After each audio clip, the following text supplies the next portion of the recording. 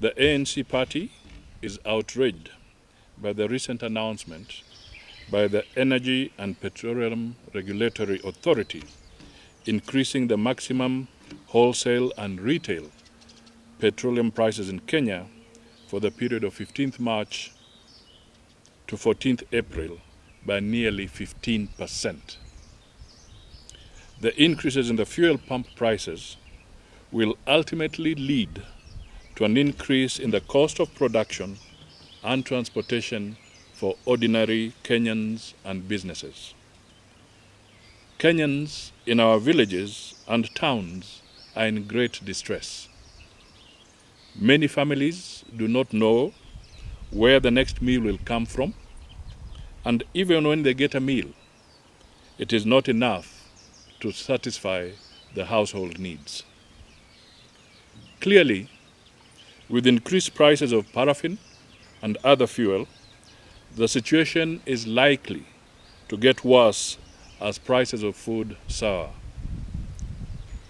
What the Ministry of Energy has always done is to pass the increased costs to the mwananchi and business community to their detriment, while guaranteeing higher profit margins for oil marketers.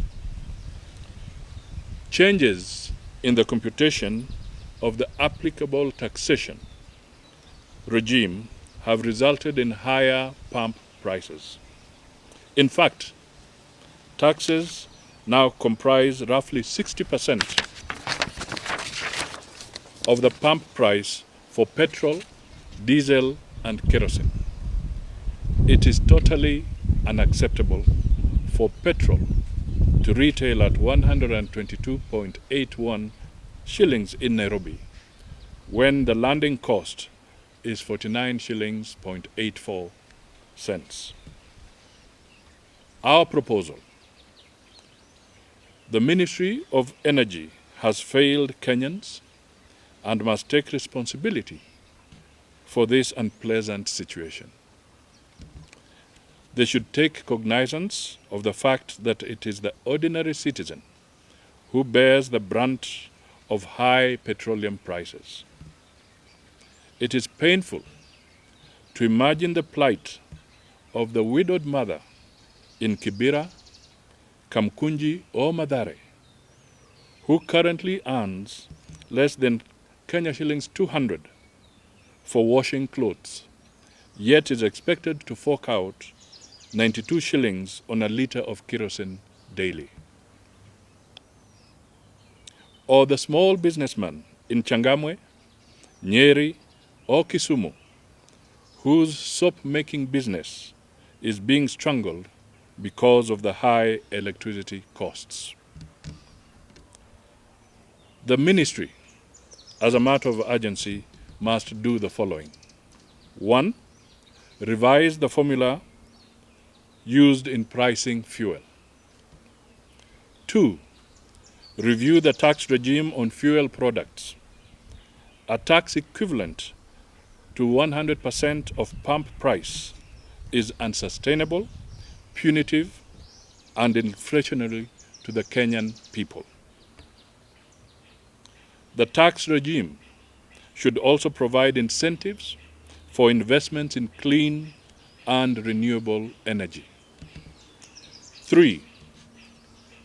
Reform the electricity cost structure to include more transparency in the determination of costs and pricing and improve overall efficiency.